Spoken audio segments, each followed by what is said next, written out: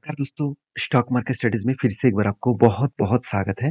तो आज मैं आपके सामने कुछ इम्पोर्टेंस कंपनी के अपडेट लेके आया हूँ और आज का जो वीडियो है बहुत इंटरेस्टिंग होने वाला है क्योंकि बहुत सारे दोस्तों ने कमेंट्स भी किए थे कि सर अगर मुझे रिस्क लेना है, अगर मैं रिस्की कंपनी के ऊपर निवेश करना चाहूँ, तो ऐसे कौन-सा कंपनी होगा और कौन-सा कैटेगरीज़ का कंपनी होगा, कौन-सा सेक्टर के कंपनी को चूज़ करना चाहिए, जहाँ पे फ्यूचर में मुझे मल्टीपल का रिटर्न मिल सकते हैं। देखिए इस वीडियो में जितने सारे कंपनीज के बारे में मैं डिस्कशन करूंगा वो सारे के सारे कंपनी हाई रिस्क कंपनी है। अगर आपको किसी भी कंपनी के ऊपर काम करना है तो आपको रिस्क को आपको मैनेज करके आपके खुद के रिस्क को एनालिसिस करके आपको काम करना पड़ेगा। आपके जो एडवाइजर है उसके साथ बातचीत करके काम करना चाहिए। देखिए मेरा खुद का रिस्क लेने का अलग कैपेबिलिटी है, आपका अलग हो सकते हैं। तो मेरा ओपिनियन है, आपको सारी चीज को मैं आपके साथ शेयर करूंगा और आपको सीख कर समझ कर आपको खुद के ऊपर डिसीजन लेना होगा। तो चलो सबसे पहले देख लेते हैं सेक्टर कौन सा है। देखिए सेक्टर देखने से पहले मैं कहूँ कि अगर आपको मल्टीपल का रिटर्न कमाना है तो आपको विजय केडिया जी सर जैसे, आशीष कचुले जी सर जैसे आपको पोर्टफोलियो क्रिएट करना होगा। क्योंकि उनका कहना है अगर आपको पोर्टफोलियो बड़ा बनाना है तो आपको small cap, mid cap, micro cap type company को चूज करना होगा।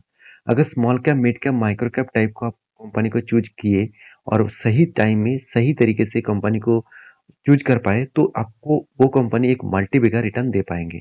तो मेरे कहने का मतलब है कि रिस्क जहाँ पे है वहाँ पे रिवॉर्ड भी अच्छा खासा मिलता है। देखिए जिस गेम में ज़्यादा रिस्क होता है वहाँ पे आपको अच्छा खासा रिवॉर्ड भी मिलता है। तो कितने आप रिस्क ले सकते हैं उसके ऊपर डिपेंड करेगा। तो रिस्क देखिए मैं आपको जरूर कहूँगा, मान के चलिए मेरे पास अगर टोटली 5 लाख रुपया है तो मैं पूरा का पूरा 5 लाख का रुपया मैं स्मॉल कैप, मिड कैप और माइक्रो कैप टाइप कंपनी के ऊपर नहीं लगाने वाला हूँ। तो इनमें से मैं रिस्क लूंगा 4 लाख में, 4 लाख से 3.5 लाख मैं सेफ जोन में खेलूंगा और 3.5 लाख में सेफ जोन में काम करूंगा और बाकी जो 1.5 लाख है इसमें मैं रिस्क जरूर लूंगा क्योंकि यहाँ पे मुझे रिस्क लेना ही है, क्योंकि रिस्क अगर नहीं लूंगा तो मेरे पोर्टफोलियो मल्टीबिगर नहीं बनेंगे। मैं अगर लार्ज कैप टाइप कंपनी के ऊपर निवेश करूँ तो वहाँ पे मुझे एवरेज रिटर्न मिल सकते हैं, मल्टीपल रिटर्न नहीं मिलेगा। अगर मुझे किसी कंपनी के ऊपर 20 टाइम्स, 30 टाइम्स, 100 टाइम्स प्रॉफिट चाहिए तो मुझे लॉन्ग टर्म के लिए जर्नी करना पड़ेगा और उसके ऊपर मुझे अभी से निवेश करना होगा जब उस कंपनी का मार्केट कैप 1,000 से 5,000 करोड़ के नीचे है। तो चलो उसी से जुड़े हुए कुछ कंपनीज के बारे में डिस्कशन करूंगा। तो सबसे पहले मैं जिस कंपनी के बारे में बात करूं उसका नाम देख लीजिए, उसका नाम है आरएमसी। तो आरएमसी एक स्विच गियर बनाने वाला कंपनी है। तो इस कंपनी की खासियत यही है कि एनर्जी सेक्टर का जितना ग्रोथ होगा तो उसका जो प्रोडक्ट है, जो इसका सेक्टर देखिए, कैपिटल गुड्स, इलेक्ट्रिक इक्विपमेंट्स क्या होते हैं, मान के चलिए स्विच गियर, लाइट वगैरह सब कुछ को इलेक्ट्रिक इक्विपमेंट्स कहा जाता है। तो उसी सेक्टर में कंपनी काम कर रहा है। कंपनी बहुत छोटा है, एक देखा जाए तो माइक्रो कैप टाइप कंपनी है। और कंपनी के मैं खासियत के बारे में यही बता दूं, कंपनी का प्रोडक्ट देख लीजिए। कंपनी इस तरीके से स्विच गियर, जो जो मीटरिंग्स होते हैं तो उसके ऊपर भी कंपनी प्रोडक्ट बनाते हैं। साथ ही साथ डीटी में जो मतलब मीटरिंग होते हैं उसके ऊपर भी कंपनी काम करते हैं। तो जितने सारे सर्विस कनेक्शन है उस प्रोडक्ट को भी कंपनी बनाते हैं और डिस्ट्रीब्यूशन जो ट्रांसफॉर्म है उसको भी कंपनी का प्रोडक्ट बनाते हैं। उसके साथ साथ कंपनी देखिए इलेक्ट्रिक मीटर्स वगैरह और साथ ही साथ स्विच गियर जो है इसके सेट, साथ ही साथ आप देखेंगे तो फीडर जो पॉलियर है उसके ऊपर भी कंपनी काम करते हैं। तो मेनली कंपनी के स्विच गियर के बेसिस में कंपनी का प्रोडक्ट है। साथ ही साथ कंपनी और भी दो अलग कैटेगरीज के ऊपर काम करना स्टार्ट किए, जो कुछ इस तरीके से प्रोडक्ट्स आपको दिख रहा है। तो इसके प्रोडक्ट भी कंपनी बना रहा है। तो कंपनी का नाम कौन सा है, सबसे पहले बता दूं, कंपनी का नाम है RMC switch gear limited.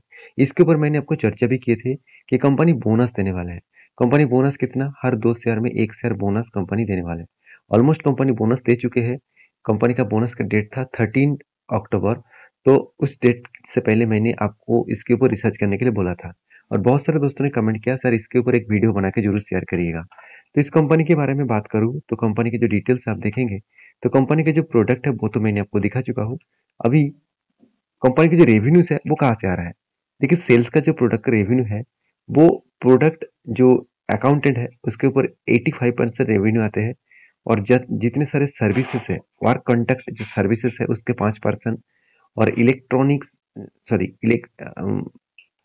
Election and commission charges से कंपनी का 4% और आधार से 6% कंपनी का रेवेन्यू जनरेट हो रहा है।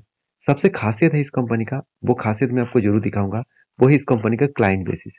देखिए कंपनी का क्लाइंट्स देखेंगे तो आप देखेंगे तो CESC जो एक इलेक्ट्रिसिटी कंपनी है, साथ ही साथ आप और भी देखिए कितने सारे कंपनीज है उसमें। यहाँ पे देख सकते हैं महा ए भी कंपनी है, KEI ये भी एक इसका कस्टमर है, NCC इसका कस्टमर है, रिलायंस भी इसका कस्टमर है, साथ ही साथ पावर ग्रिड भी इसका कस्टमर है, PGVCL इसका कस्टमर है, पॉलीकैब ये भी कस्टमर है, टोरेंट पावर ये भी कस्टमर है, टाटा पावर ये भी किसका कस्टमर है। तो सोचिए कंपनी का कस्टमर कितना स्ट्रॉन्ग लेवल में और कितने बड़े बड़े कस्टमर है। बजाज भी इसका कस्टमर है, ABB, अदानी, तो लंबा सा एक लिस्ट मिलेगा। बॉस भी इसका कस्टमर है। तो सोचिए किसी भी कंपनी को यहाँ पे नहीं छोड़ा इस RMC ने। तो RMC का ग्रोथ बहुत तेजी से हो रहा है क्योंकि चाइना का जो प्रोडक्ट, इस तरीके से प्रोडक्ट चाइना से आ रहा था, उसका मतलब चाइना का प्रोडक्ट को बैन करने के लिए गवर्नमेंट इस तरीके से कंपनी के ऊपर ज्यादा फोकस रखे है। तो मेरे हिसाब से RMC के ऊपर फोकस रखना चाहिए। कंपनी बहुत छोटा है, रिक्सी है, फिर भी कंपनी का ग्रोथ और पोटेंशियल धीरे धीरे करके आगे बढ़ रहा है। मार्केट कैप देखिए 490 के आसपास है। कंपनी के ROE तो ठीक है, PRC भी चलो ठीक ठाक ही मान लेता हूँ, और कंपनी का एनुअल इनकम 11 करोड़ के आसपास है। कर्जा थोड़ा सा ज्यादा है, 1% के आसपास कर्जा है, और इस कर्जे के बाद भी कंपनी अच्छा खासा काम कर रहा है। प्रोमोटर के पास 52% का होल्डिंग है, हाथ में सिर्फ 85 करोड़ सॉरी 85 लाख के आसपास पैसे है। और कंपनी के देखिए 3 साल में भी ROC ठीक ठाक है, EBITDA मार्जिन भी ठीक ठाक देखने को मिला। अगर मैं इसी कंपनी का मैं प्रॉफिट एंड लॉस के बारे में बात करूं तो कंपनी का सेल्स लगातार इंक्रीज होता गया। ऐसे नहीं लगेगा कि कंपनी ने सेल्स नहीं किया, और इस बार कंपनी का हाईएस्ट सेल्स देखने को मिला। एक्सपेंस को कंट्रोल करने के बाद कंपनी का इस बार हाईएस्ट प्रॉफिट हुआ, आज तक की सबसे बड़ा प्रॉफिट है, क्योंकि कंपनी पहले 2 करोड़ 3 करोड़ का प्रॉफिट किया करते थे। आज कितना प्रॉफिट है? करीबन 12 करोड़ के आसपास। कंपनी का सेल्स ग्रोथ लगातार इंक्रीज हुआ, इस बार तो सारे हद पार कर दिया, 200% के आसपास ग्रोथ हुआ, सेल्स ग्रोथ भी और प्रॉफिट ग्रोथ भी। कंपनी आपको धमाका रिटर्न भी दिया, 1 साल में 450%, 3 साल में 280% और 5 साल में 78%, और रिटर्न ऑफ इक्विटी भी ठीक ठाक देखने को मिला। रही बात कंपनी के बैलेंस शीट का, कंपनी का रिजर्व लगातार बढ़ते चले गए, कर्जा भी कंपनी का बढ़ता चला गया, और कंपनी का फिक्स एसेट भी बढ़ा। एज ए इन्वेस्टर, प्रोमोटर और पब्लिक के अलावा दूसरे कोई इन्वेस्टर नहीं दिखेगा। ये कंपनी अभी बहुत छोटा है, इसीलिए शायद इंस्टीट्यूशन इसके ऊपर भरोसा नहीं करते हैं। तो कंपनी के चार्ट पैटर्न्स के बारे में बात करूं तो इसका चार्ट पैटर्न देखेंगे तो कंपनी में कोविड के बाद एक शानदार तरीके से मोमेंटम देखने को मिला। शानदार तरीके से मतलब कंपनी कोविड के टाइम में इसका प्राइस था अराउंड, आप बोल सकते हैं करीबन 3 रुपीज के आसपास, और आज कितना है, हाई कितना किया, 900 के आसपास। तो 3 रुपीज से 900 मतलब यहाँ से मैं अगर टॉप लेवल तक जर्नी देखूँ तो 7,000% का रिटर्न दिया। इसका मतलब कंपनी 70 टाइम्स रिटर्न दे चुके हैं, और वो भी 3 सालों के अंदर अंदर। तो यही खासियत होते हैं स्मॉल कैप और माइक्रो कैप कंपनी के ऊपर, क्योंकि जब वो कंपनी अगर चलना स्टार्ट किया तो एक बड़ा धमाका हो सकते हैं। तो आप कहेंगे सर क्या इस लेवल में एंट्री करना चाहिए? देखिए मुझे लगता है जिस तरीके से यहाँ पे ऊपर जर्नी करने के बाद एक करेक्शन हुआ था, और उसके बाद एक फिर से जर्नी होकर करेक्शन, तो इस तरीके से फिर से एक करेक्शन होने के बाद ही जब रिवर्सल करे तब एंट्री लेना चाहिए। मतलब मैं तब इस तरीके से सिचुएशन में मैं तब एंट्री लूंगा, पहले एंट्री नहीं लूंगा। इस हायर लेवल में कभी भी मैं एंट्री नहीं लूंगा, क्योंकि मुझे हमेशा डिस्काउंट प्राइस में शेयर को चाहिए। तो आपके क्या राय है इस कंपनी के ऊपर जरूर कमेंट्स करना। तो नेक्स्ट जो कंपनी है जिसके बारे में डिस्कशन करूं उसका प्रोडक्ट सबसे पहले देख लीजिए। आपको देखिए आपको लगेगा सर यहाँ पे नेस्ले भी है, यहाँ पे लक्स भी है, साथ ही साथ मतलब फेयरवेल लवली है। मतलब देखा जाए तो हर हर किसी FMCG प्रोडक्ट का यहाँ पे डेटा देखने को मिला है। क्या इस कंपनी FMCG कंपनी है? बिल्कुल नहीं।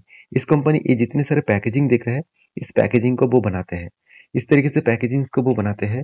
कंपनी की जो खासियत है, आप देखेंगे कंपनी का टोटल या रेवेन्यू जो है वो लगातार बढ़ते जा रहा है, और कंपनी का कैश प्रॉफिट भी बढ़ा है, और मैन्युफैक्चरिंग यूनिट 8 यूनिट है कंपनी का, और 2000 से भी ज़्यादा एम्प्लॉइज है। और कंपनी का देखिए ROC ROE सब कुछ आपको बेस्ट तरीके से देखने को मिलेगा। और कंपनीज की जो प्रोडक्ट है आप देखेंगे कंपनी अलग अलग कैटेगरीज के प्रोडक्ट बनाते हैं। जैसे प्लास्टिक के डब्बे से लेकर जो रैपर्स होते हैं, जो पैकेजिंग होते हैं, तो उसी के प्रोडक्ट कंपनी बनाते हैं। इसका कुछ स्पेशलिटी गिफ्ट पैकेजेस भी कंपनी बना रहा है, साथ ही साथ कुछ सेल्फ रेडी पैकेज भी बना रहा है, और उसके बाद खाने पीने का चीज, बेवरेज का जो प्रोडक्ट है, उसका भी पैकेजिंग इसी कंपनी बना रहा है। आप देख सकते हैं जो जो प्रोडक्ट, अब जो हम लोग जो चिप्स वगैरह, चॉकलेट वगैरह, साथ ही साथ जितने सारे कोल्ड ड्रिंक्स वगैरह, पाउडर, जिस तरीके से प्रोडक्ट हम लोग यूज करते हैं, उसी के ही पैकेजिंग कंपनी बनाते हैं। साथ ही साथ जो वाटर बॉटल्स होते हैं, उसके जो रैपर होते हैं, वो भी कंपनी बना रहा है। लैमिनेट जो है, स्टिकर वगैरह, वो भी कंपनी बना रहा है। टेप भी कंपनी बना रहा है। तो कंपनी इस तरीके से प्रोडक्ट को कस्टमर को बेचते हैं। मतलब इस कंपनी का ग्रोथ और पोटेंशियल बहुत हाई है, क्योंकि इस तरीके से प्रोडक्ट का डिमांड हमेशा रहेगा। और सबसे इंटरेस्टिंग पॉइंट जो है इस कंपनी के ऊपर, वो मैं अभी आपको दिखाऊंगा, इसका कस्टमर बेस। तो उससे पहले देखिए, कंपनी इसका हेडक्वार्टर मुंबई में है, 8 मैन्युफैक्चरिंग यूनिट है, 5 अलग लोकेशन में है। और कंपनी 5 अलग लोकेशन जो जहाँ जहाँ पे है, आप देख सकते हैं। कंपनी प्रोडक्शन कहाँ पे हो रहा है? एक गुवाहाटी में है, दूसरा हरिद्वार में है, तीसरा नोएडा में है, और चौथा आप देखेंगे तो गुजरात में है, और पांचवा आप देखेंगे तो गोवा में है। तो और साथ ही साथ कंपनी के सेल्स और बिजनेस सपोर्ट कहाँ पे? बेंगलुरु, मुंबई, साथ ही साथ दिखाए तो नोएडा, और इसके साथ कोलकाता। तो अलग अलग जगह पे कंपनी का सर्विस सेंटर भी देखने को मिला। अभी जो इंटरेस्टिंग पॉइंट है वो है इसका कस्टमर बेस।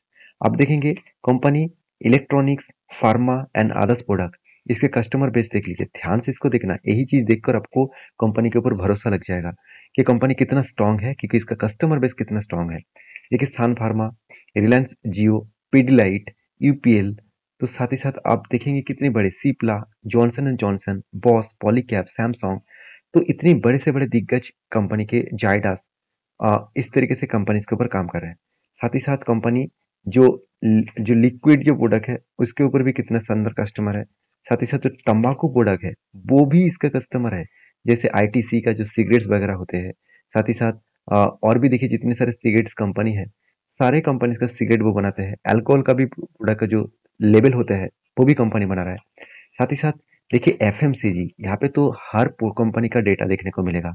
हिंदुस्तान यूनिलीवर, साथ ही साथ Colgate, Palmolive, Dabur, Patanjali, Johnson Johnson, साथ ही साथ पीएनजी, साथ ही साथ नेविया, देखिए किसी भी कंपनी को नहीं छोड़ा। इमामी, मैरिको, और देखिए कंपनी गोदरेज, आईटीसी, साथ ही साथ एंकर, तो इस तरीके से किसी भी कंपनी को नहीं छोड़ा।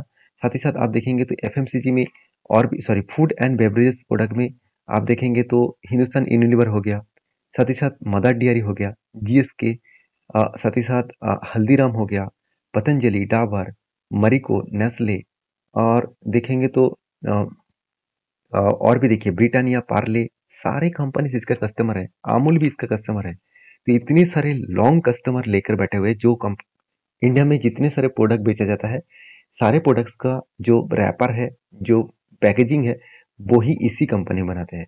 तो कंपनी का कितना स्ट्रेंथ है आप देख सकते हैं। तो कंपनी के सिर्फ स्ट्रेंथ देखने से कुछ फायदा नहीं होगा, कंपनी का बाकी भी चीज देखना पड़ेगा। जैसे कंपनी के जैसे मार्केट कैप देखिए 2000 करोड़ के आसपास है, छोटा सा कंपनी है। कंपनी का नाम देखिए टीसीपीएल पैकेजिंग लिमिटेड। तो टीसीपीएल पैकेजिंग लिमिटेड ये मेरे हिसाब से एक अलग लेवल का कंपनी है। और कंपनी का आरओई तो बेस्ट लेवल में देखने को मिला। और कंपनी के जो पी रेशियो है वो भी सस्ते में है। कंपनी के डेप्थ थोड़ा सा ज़्यादा है, इनकम भी हो रहा है, अच्छा खासा फ्री कैश फ्लो भी में है। देखिए बहुत सारे लोगों का क्वेश्चन होता है कि सर कंपनी अगर इतना अच्छा है तो इतना कर्जा क्यों है? देखिए जब कंपनी, कोई भी कंपनी अगर ग्रोइंग मोड में होता है, उसका बिजनेस को आगे बढ़ाना होता है, तो उसके हाथ में तो उतना पैसा नहीं होता। तो इसीलिए उस बिजनेस को कंटिन्यू करने के लिए वो कंपनी से क्या कर लेते हैं? कर्जा उठा लेते हैं, मतलब बैंकिंग से कर्जा उठा लेते हैं। तो कर्जा कितना उठाया वो दिखा दूं, तो कंपनी के इस बार 450 करोड़ के आसपास कर्जा उठाया। अभी इतना कर्जा क्यों उठाया वो भी मैं आपको बता दूं। देखिए कंपनी को करीबन 300 करोड़ के आसपास प्रोजेक्ट मिला। जो कंपनी को लगातार लगातार प्रोजेक्ट मिलते जा रहे हैं, तो उस कंपनी के ऊपर कर्जा तो होना ही चाहिए, क्योंकि कर्जा नहीं लेंगे तो वो कहाँ से काम करेंगे।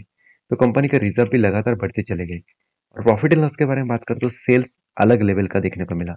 10 साल पहले 280 करोड़ का सेल्स था, इस बार 1400 करोड़ के आसपास हो गया। तो उसके बाद देखिए एक्सपेंस को भी कंट्रोल किए, और प्रॉफिट भी कंपनी का लगातार बढ़ते चले गए।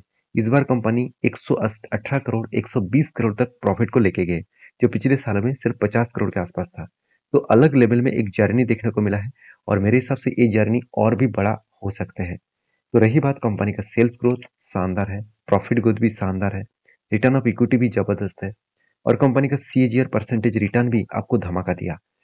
10 साल में 40% और 5 साल में 40%, 3 साल में 80%, 1 साल में 80% के आसपास रिटर्न कंपनी जनरेट करके दिया। एज ए इन्वेस्टर के बारे में बात करूं तो प्रोमोटर के बाद देखिए एफएस डीएस पब्लिक हर किसी के पास इन्वेस्टमेंट है। तो देखिए डीएस के पास छोटे मोटे इन्वेस्टमेंट है, एफएस ने भी छोटे मोटे क्वांटिटी ऐड किया है। जो पहले 0.30 के आसपास था अभी 0.610 के आसपास है, मतलब होल्डिंग को डबल कर दिया है। अभी रही बात कंपनी के चार्ट पैटर्न का, इसका चार्ट पैटर्न देखेंगे तो कोविड के बाद इस कंपनी धमाका कर दिया। कंपनी का प्राइस था कोविड के टाइम में करीबन करीबन 150 रुपीज के आसपास। तो कंपनी कोविड से लेकर जो जर्नी दिखाया वो करीबन करीबन 1300% के आसपास रिटर्न दिया। तो ऑलमोस्ट 13 गुना आपको रिटर्न कर चुके हैं सिर्फ 3 सालों के अंदर अंदर। तो आप कहेंगे सर क्या अभी इस कंपनी के ऊपर निवेश करना चाहिए? देखिए मेरे हिसाब से जिस तरीके से कंपनी ऊपर जाने के बाद इस 200 डेज को ईएमए को बार बार वो रिटेस्ट कर रहा है, तो जब जब इस लेवल को वो रिटेस्ट कर रहा है तब तक देखिए ऊपर जा रहा है। इसका मतलब फिर से इसको रिटेस्ट करके ऊपर गया, तो मुझे लगता है 200 डेज जब रिटेस्ट करेंगे तब एक अपॉर्चुनिटी बन सकते हैं और तब एंट्री लेने के लिए जरूर सोचना चाहिए। देखिए एंट्री लेने के लिए सोचना चाहिए इसका मतलब मैं आपको रिकमेंडेशन नहीं कर रहा हूँ, आप प्लीज मेरे वीडियो को एजुकेशन पर्पस में लेना और अगर वीडियो अच्छा लग रहा है तो प्लीज एक लाइक करना और दोस्तों के साथ भी शेयर करना। तो नेक्स्ट जो कंपनी है एंड लास्ट जो कंपनी है जिसके बारे में बात करूँ उसका नाम है सूर्या। आप सभी जानते हैं सूर्या का नाम आप बचपन से सुने हुए हैं क्योंकि इस कंपनी का जो बिजनेस मॉडल है वो 1973 से स्टार्ट हुआ था। देखिए बचपन का मतलब है शायद आपका एज बहुत ज़्यादा हो सकते हैं, तो मेरे हिसाब से आप बहुत पहले से इस कंपनी को जानते होंगे। 1973 से कंपनी स्टार्ट हुआ और तब से लेकर कंपनी धीरे धीरे करके आगे बढ़ रहा है। तो यहाँ पे क्वेश्चन आएगा सर इतना पुराना कंपनी है और फिर भी आज भी इसका मार्केट कैप 5,400 करोड़ है, तो अभी तो इसका मार्केट कैप 50,000 बढ़ना चाहिए था। देखिए इंडिया में जिस तरीके से प्रोडक्ट को मतलब इस तरीके से प्रोडक्ट का डिमांड बढ़ा है वो लास्ट कुछ फ्यू ईयर्स में बढ़ा है, लास्ट कुछ 5 से 10 साल में बढ़ा है। 10 साल भी नहीं कहूँगा, 5 साल में बढ़ा है। तो इसका डिमांड जो है अपकमिंग कुछ ईयर्स में बड़ा होने वाले हैं। तो कंपनी के देखिए जो प्रोडक्ट है जैसे पाइप वगैरह, साथ ही साथ घर में जो फैंस वगैरह होते हैं, वाटर हीटर्स जो है, साथ ही साथ घर में जो इलेक्ट्रॉनिक्स गैजेट लगाया जाता है, लाइट वगैरह, इसी तरीके से प्रोडक्ट्स को कंपनी बनाते हैं। देखिए कंपनी के जो प्रोडक्ट है यहाँ पे आप देख सकते हैं, घर में जो आप मतलब जो प्रोडक्ट है घर में जो लाइट वगैरह लगाया जाता है, फैन वगैरह लगाया जाता है, रोड कंस्ट्रक्शन में जो लाइट वगैरह लगाया जाता है और साथ ही साथ इसका जो मेजर बिजनेस है वो है पाइप्स का। तो पाइप्स के ऊपर कंपनी का अच्छा खासा रेवेन्यू जनरेट हो रहा है। उसके साथ साथ कंपनी देखिए ऑल ओवर इंडिया में अलग अलग जगह पे खुद को प्रेजेंस बना कर रखा है। कंपनी का लाइटिंग जो प्लांट है मतलब लाइट बनाने का जो प्लांट है वो कुछ देखा जाए तो अलग अलग जगह पे है। अलग अलग जगह पे जैसे देखा जाए तो गुजरात में है, साथ ही साथ आप देखेंगे तो दिल्ली में है, उसके साथ यूपी में है, उसके साथ साथ आप देखेंगे तो स्टील जो पाइप फैक्ट्रीज है जहाँ पे अब आंध्र प्रदेश में दिखेगा, गुजरात में भी दिखेगा, उसके साथ साथ आपको यहाँ पे मध्य प्रदेश में भी दिखेगा, दिल्ली में भी दिखेगा और साथ ही साथ कंपनी का branch office all over India में है। सर कंपनी इंडिया में नहीं बाहर की कंट्रीज में भी काम कर रहा है। ऑल ओवर इंडिया में जैसे साउथ साउथ और नॉर्थ अमेरिका, यूरोप कंट्रीज में कंपनी छा चुके हैं, मिडिल ईस्ट कंट्री में भी कंपनी प्रोडक्ट को बेच रहे हैं, अफ्रीका में पूरा के पूरे छा चुके हैं, चाइना, साथ ही साथ मतलब देखिए सिंगापुर, ऑस्ट्रेलिया, न्यूजीलैंड, इस तरीके से कंट्रीज को भी कंपनी खुद का प्रोडक्ट को बेच रहा है। और इसका जो मेजर पाइप का बिजनेस है आप देखेंगे तो अलग अलग कैटेगरीज के पाइप आपको देखने को मिलेगा। तो अलग अलग कैटेगरीज का पाइप्स कंपनी बनाते हैं और मार्केट में बेचते भी है। और कंपनी का जो प्रोडक्ट है 50 साल की कंपनी का एक्सपीरियंस है और कंपनी नंबर 1 है। इंडिया के जो ERW GI पाइप्स है, ERW GI पाइप्स जो है इसका मैन्युफैक्चरिंग में कंपनी नंबर 1 है। ERW जो GI पाइप्स है इस तरीके से पाइप्स को कहा जाता है।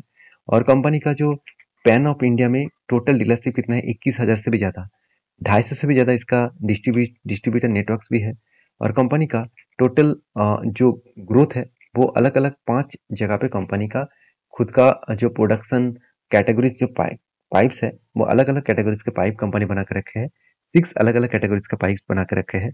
12.76 लाख मैट्रिक टन पर एनम कंपनी का कैपेसिटी है और 4 अलग अलग जगह पे कंपनी का पाइप का मैन्युफैक्चरिंग फैक्ट्रीज भी है। तो कंपनी इसकी जो खासियत है कंपनी मिडिल ईस्ट कंट्री में बहुत ज़्यादा काम किए। आप सभी जानते हैं बुर्ज खलीफा, इसके ऊपर भी जो स्टील लगाया गया है इसके ऊपर भी कंपनी काम किए। तो दुबई में जो विजन है उस प्रोजेक्ट के ऊपर कंपनी काम कर रहा है। दुबई का जो इंफ्रास्ट्रक्चर का ग्रोथ हो रहा है उसके ऊपर भी कंपनी काम कर रहा है। आबू धाबी एयरपोर्ट भी बनाने के लिए कंपनी का स्टील लग रहा है। साथ ही साथ देखिए जो दुबई फ्रेम है इसको भी बनाने के लिए स्टील का जो जरूरत था वो भी इसी कंपनी प्रोवाइड की है। साथ ही साथ कतार जो फीफा वर्ल्ड कप हुआ था उसका भी जो मतलब इंफ्रास्ट्रक्चर का जो डेवलपमेंट हुआ था उसके ऊपर भी कंपनी का प्रोडक्ट लगाए गए थे। तो सोचिए कंपनी सबसे ज्यादा बाहर की कंट्रीज में खुद का बिजनेस को फैला के रखे हैं। और रही बात कंपनी का प्लांट का, आप देखिए हरियाणा में इस तरीके से प्लांट्स आपको दिखेगा, गुजरात में दिखेगा, आंध्र प्रदेश में, मध्य प्रदेश में। तो अलग अलग जगह पे कंपनी बड़े से बड़े एकड़ में फैक्ट्रीज को फैला के रखा है। देखिए कंपनी का जो बिजनेस है वो B2B बिजनेस के B2C बिजनेस के ऊपर भी काम कर रहा है, ऑयल एंड गैस सेक्टर के ऊपर भी काम कर रहा है, एक्सपोर्ट भी कंपनी कर रहा है और इंफ्रास्ट्रक्चर के ऊपर भी काम कर रहा है, जहाँ पे एयरपोर्ट वगैरह, मेट्रो वगैरह, साथ ही साथ जल जीवन जो मिशन है उस प्रोजेक्ट के ऊपर भी इंडिया में काम किया जा रहा है।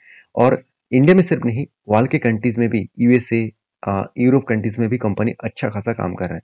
और रही बात कंपनी का जो लाइटिंग वगैरह है, आप सभी जानते हैं PVC पाइप से लेकर फैन से लेकर कंज्यूमर जो लाइट्स है, होम अप्लायंसेस है और साथ ही साथ प्रोफेशनल जो लाइट्स है, इस तरीके से कंपनी प्रोडक्ट के ऊपर काम कर रहा है। अभी कंपनी के जो फाइनेंशियल डिटेल्स के बारे में बात करूं, इस कंपनी की खासियत के बारे में बात करूं, इसका मार्केट कैप 5,400 करोड़ के आसपास है। पी रेशियो एकदम सस्ते में है, रीजनेबल में है। ROC ROE तो ठीक ठाक है, बेस्ट लेवल में है। इनकम भी हो रहा है, कर्जा एकदम ना के बराबर है।